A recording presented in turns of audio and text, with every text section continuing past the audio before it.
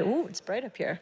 Hello, everyone. My name is Kate. I will be your MC on the main stage this morning, and I've been coming to ETHDenver since it was at the Sports Castle, so very excited to be here. So, up next, we have Policing PropAMM Shenanigans. So I will pass it off to Will Warren, the co-founder and CEO of OX Labs. Thank you.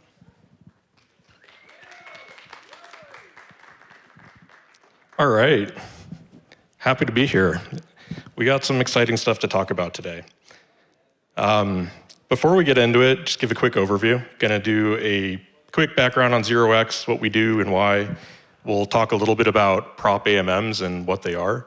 And then we'll get into the shenanigans and we'll share some of our findings around PropAMMs, kind of exploiting order flow and more or less taking money from users. So let's dive in. So why are we all here? Why does any of what we're doing matter when it comes to Ethereum? And really it comes down to tokenization of value. Since we started building 0x back in 2017, our core thesis has been that all forms of value will be tokenized on public blockchains like Ethereum. So this includes traditional assets like stocks, bonds, currencies, as well as new forms of value that maybe couldn't have been expressed or traded in the past. But ultimately, we believe that tokenization combined with globally accessible markets can help disrupt a flawed global financial system and help us chip away at what we call the geographic lottery. So no one controls where they're born, and humans are flawed. Depending upon where you grow up can really determine your economic opportunity in life.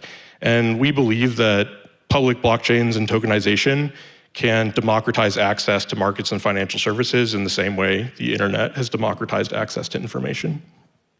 So that's what we're about. And how did we try and push forward towards this vision of the future? Well, we've basically just been building DEX infrastructure on Ethereum since 2017. So we built the first DEX protocol on Ethereum. We built a system that uses off-chain orders and on-chain settlement. Back when we were first, starting to work on DEX infrastructure, Ethereum was the only game in town. And Ethereum is a very, very inefficient decentralized database.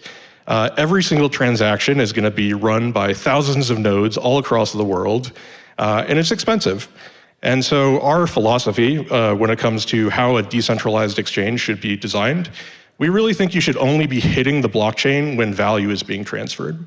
And so this idea of off-chain orders with on-chain settlement was a way to allow for market participants to signal their intent, their pricing to each other without actually hitting the blockchain until a trade is being executed.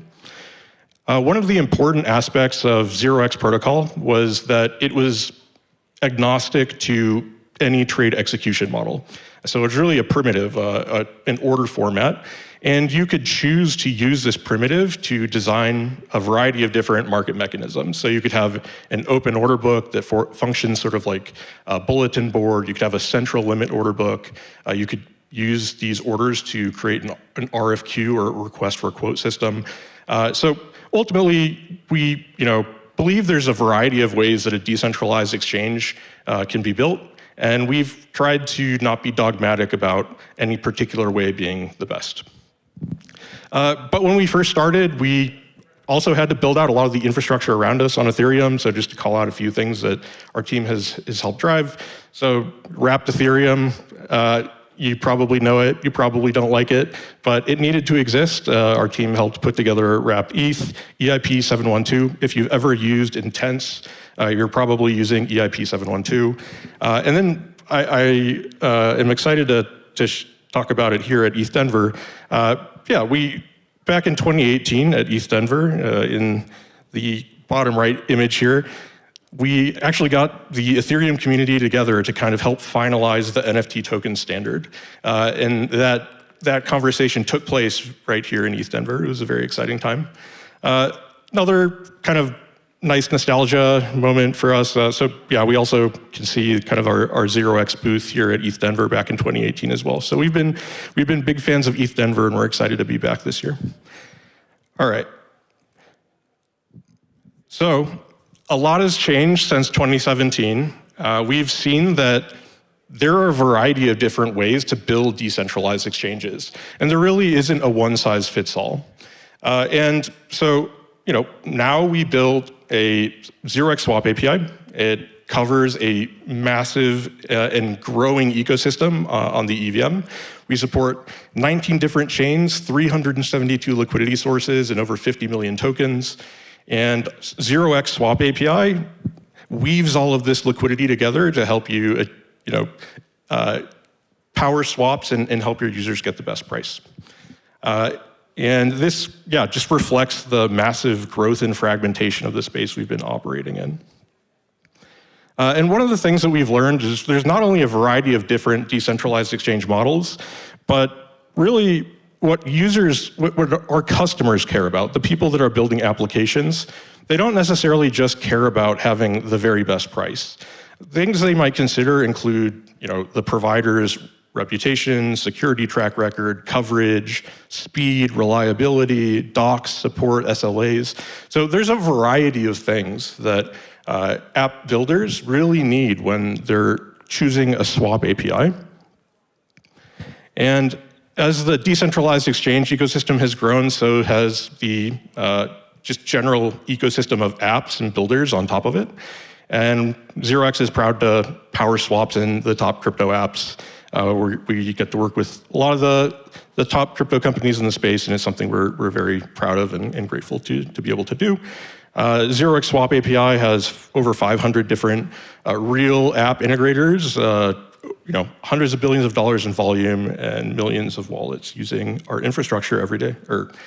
All right, that's a little bit of context on 0x, what we do. Now let's talk about PropAMMs. So, PropAMMs have completely taken over the DEX space on Solana. About 90% of all DEX volume on Solana is going through PropAMMs today, and it's about the same percentage of volume going through DEX aggregators on Solana that is being routed to PropAMMs. So these are clearly powerful, and let's dig into what these PropAMMs actually are. Typically, you can think of a PropAMM as being just like a liquidity pool that's on-chain with a single permissioned liquidity provider and some sort of custom pricing curve and other rules that dictate pricing. It's a PropAMM because it is proprietary, meaning that the smart contracts are typically closed source, and you might need permission to even access the PropAMM. Which is very, very different from the DEX ecosystem that we've grown used to. So similar to an AMM pool, for a PropAMM, prices live on-chain. You can run sophisticated logic. These PropAMMs can run sophisticated logic that adjusts the pricing strategy based on a variety of inputs that you can determine. You can express liquidity programmatically, just like an AMM. You can have a dynamic price curve. Like RFQ, PropAMMs are operated by a sophisticated market maker that's plugged into multiple venues. Also, similar to RFQ, the PropAMM operator is actively providing liquidity. So you can't provide passive liquidity with a PropAMM like you can with some of the kind of older AMMs. It's something that requires a really sophisticated actor to determine the pricing, build the pricing strategy logic into the smart contract. And the people that are operating PropAMMs today, they're the same exact market makers that are quoting on RFQ systems. The reason why a lot of them are choosing to use PropAMMs is because it allows them to exert a greater degree of control over execution quality. And why is that valuable? This is valuable because PropAMMs provide these market makers new tools for fighting toxic flow. And so if you're able to limit the amount of toxic flow that is, arbing your prices and picking you off, you can offer tighter spreads, better prices. And you can really build anything into a PropAMM, right? They're closed source. We don't necessarily how all of them work, but just to give a couple of examples of the types of tools or functionality you can build into a PropAMM to fight toxic flow, you can have a price curve that decays over time, depending upon how long it's been since the market maker pushed the last price update. So they can provide a really, really competitive price, and the longer that a user waits to fill that quote or to go and hit that pool, the worse price they get. There's also a variety of other things you can build into PropAMMs. You can, essentially they give the market maker the last look. These PropAMMs can kind of choose who can have access and who can't, which allows them to filter for uninformed flow and kind of ban the toxic flow. You can also do things programmatically within these smart contracts, like you can have the spreads dynamically adjust to volatility. You can really do anything you want. The bottom line is that market makers, instead of having this pricing strategy and logic that lives off-chain, it essentially lives directly on the blockchain. I think Kyle Simani had a really good analogy for PropAMMs, and it was that your trading strategy as a market maker, it's like instead of having it live in your local servers, your trading strategy is actually being run on NASDAQ. So your strategy lives on the venue. And it's pretty powerful. So one thing I want to make really clear before going into some of the shenanigans we've seen is that PropAMMs are a legitimate innovation, and they really are quite valuable for market makers. Fighting toxic flow is key to offering good pricing. And so PropAMMs really are something that's valuable for the space, and not trying to claim that they're not, but they do create a lot of room for shenanigans or bad actors to take advantage of aggregators and users. All right, so just a little bit more context about PropAMMs. Why did they first emerge on Solana? And what was kind of the reason why Solana was the first place for them to gain a lot of traction? And it's basically because it's super cheap to push price updates, to push Oracle updates to the PropAMM on-chain. So on Solana, it's about 1,000 times cheaper to update the prices or the price curve within your PropAMM than it is for a user to go and execute a swap on-chain. And what this means is that PropAMMs, the operators can just continuously hammer the chain, updating their prices. And on Solana, blocks are built continuously. They're over kind of 40 millisecond shreds. And so what this means is that these PropAMMs can extremely frequently update their pricing and keep it super fresh. And there are some maybe negative externalities of this. So Oracle updates for PropAMMs represent around 20% of all Solana transactions. These PropAMMs are hammering the Solana blockchain. On average, around 175 transactions per second are going through the network just to update these PropAMM prices. And during periods of market volatility, these numbers can climb into the thousands of transactions per second just to update prices, not to actually execute swaps. In this here you kind of see the different PropAMMs kind of continuously optimizing their programs to be more and more gas efficient so that they can update their prices more rapidly at lower cost. All right. So PropAMMs broke out on Solana. They've completely taken over the space. And we haven't really seen too many PropAMMs in EVM land until mid-2025. So in mid-2025, the base network introduced flash blocks. And what this did is it took their 2-second blocks, chopped them into 200 millisecond flash blocks, essentially, that leverage pre-confirmations. So they can guarantee inclusion of a transaction within a position within the block. And combining this with priority fee sequencing on Base and with really, really inexpensive transaction fees, this allowed market makers to hammer the chain with price oracle updates, and it gave these market makers a great degree of control over transaction placement within the block. And so, yeah, we saw the first PropAMM show up on Base pretty soon after Flash blocks landed, so around November. And 0x Swap API, today we currently integrate around 5 PropAMMs on Base, with 5 more on the way. And they currently drive around 40 to 50% of 0x Swap API volume on Base. This PropAMMs are a big deal. Like even these very early niche PropAMMs that are just starting to merge, one of them has driven over $1 billion in trading volume through 0x Swap API over the last few months. So we're talking about very large numbers. All right, so we've talked a little bit about what are PropAMMs, why did they emerge on Solana, and why are they now starting to come to EVM land with Flash blocks. And now we'll talk about some of the fun stuff. So just for context, my goal here is to give you intuition for some of the things our team has seen. We'll be sharing more detailed explanations in our blog in the coming weeks, where we'll give a lot more depth and detail. But I really wanted to share some of my teammates' work. Shout out Robert and Duncan, because yeah, we've seen a variety of really questionable activities in PropAMM land, but one in particular we'll focus on in this presentation.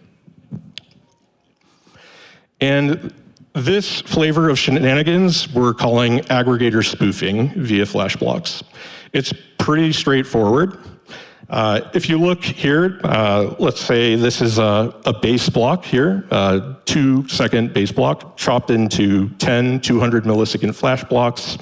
And what we see is that, DEX aggregators, generally, they route on the end of the most recent block. So they look at the chain state at the end of the most recent block, they build their route based on that chain state. And what we've seen is that PropAMM publishes, PropAMM operators, what they'll do is they'll publish an incredible price right in the last Flash block. And so right when a snapshot is being taken by a DEX aggregator and they're building a route, deciding where to route liquidity, the PropAMM shows up with an incredible price. And in the very next block, in the very first Flash block, what the PropAMM will do is post an extremely bad price, a really terrible price. And through the entire rest of the block, through the first 9 Flash blocks, if you fill, you're gonna be filling at a very bad price.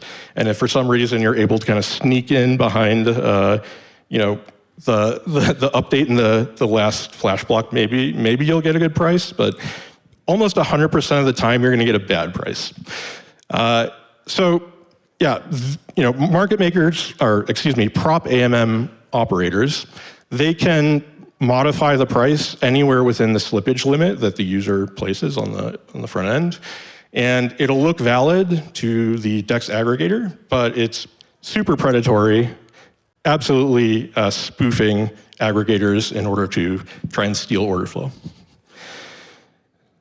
So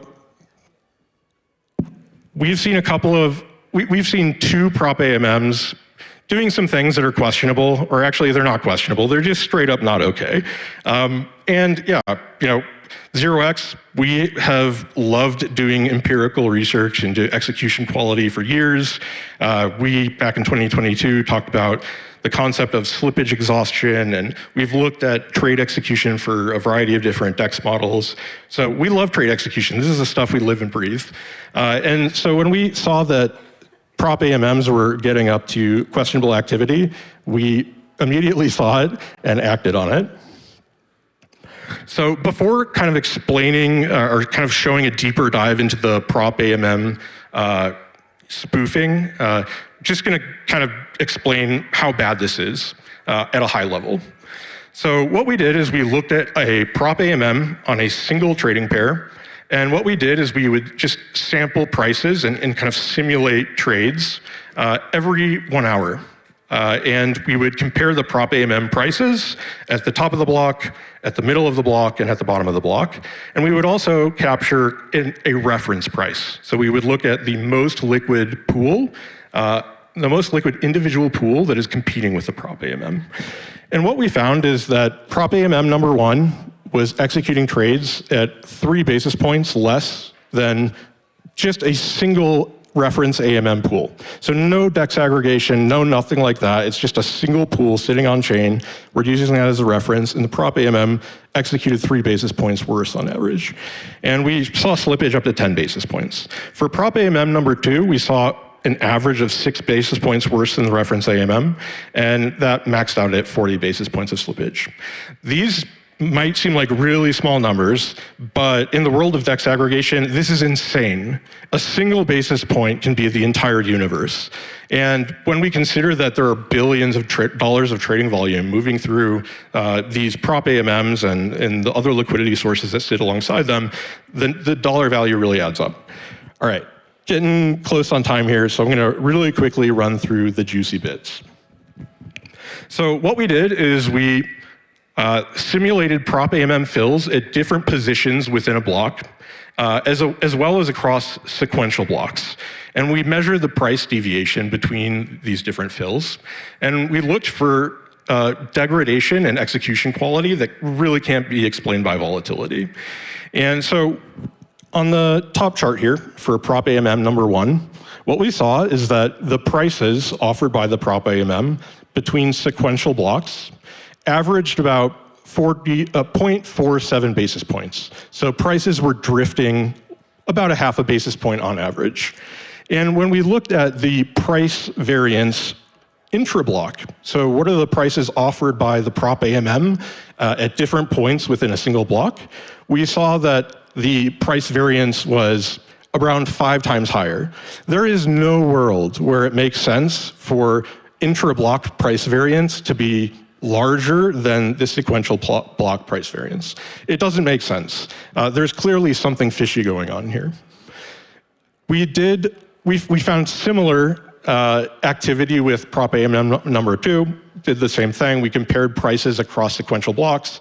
On average, prices would drift maybe 1.23 basis points. But if we compared prices within a single block, the PropAMM price variance was 8.62 bips, so 7 times higher. Really funky. Clearly there's something fishy going on here. And so why do we call this aggregator spoofing? It's because of this plot right here. Essentially what we did by comparing the top of block price offered by the PropAMM and comparing it to the reference AMM, we saw that PropAMMs would bait DEX aggregators by quoting 100% of the time. Their quote was better than the reference AMM. So here, the pink time series shows PropAMM price minus reference AMM price at the top of the block. And yeah, you can see that every single time, the PropAMM's price slightly better. But when we compared the middle of block execution against the reference AMM, the equation flipped. And what we saw is just massive, massive slippage occurring at the period of time when an actual user would be executing their trade. And so what this shows is the bait and the switch. At the time that an aggregator is building a route and comparing all the different liquidity sources, they show an extremely attractive price. But when you're actually going and trying to execute a trade, they're gonna front run you. They're gonna, post a really terrible price before anyone else can get in front of them, and you'll end up the aggregator will end up executing through them at a really bad price. So this is bad. It's very bad. It is stealing. And why does it persist? It's really because there's a prisoner's dilemma in the DEX space, both for individual liquidity sources that are competing as well as DEX aggregators that are competing. So if one aggregator tolerates predatory sources, they can show users better quotes, they can win more order flow. And the competition faces a choice. They can either lose out a ton of order flow to the dishonest actor, or they can tolerate these types of shenanigans themselves. So either all aggregators police bad PropAMMs, or the one that tolerates this dishonesty ends up winning. So policing this type of stuff is good and necessary for our industry. We are starting to see some of the largest institutions in the world come on chain and start to want to be more involved in on-chain markets, and they're not going to tolerate this type of crap. And unfortunately, what we've seen on Solana is that the larger players, they're not trying to attack this problem at all. They're allowing dishonest quotes from questionable PropAMMs to allow them to offer better quoted prices, and they're really not trying to police it at all, unfortunately. But we're not taking that approach. At 0x, we monitor execution quality, we identify and confront exploitative behavior. As the largest DEX aggregator on Base, we cut off liquidity sources until shenanigans are remedied, even if it makes our quotes appear less competitive. And we also work with certain PropAMMs that are seeing their competition do things that are questionable or dishonest. So ultimately, we want to create an environment where there is room for fair competition, where there is market integrity, and ultimately where our customers can trust the prices that are being quoted to them. Thank you all. That was a lot of material to cover quickly, and that's it for now. Thank you.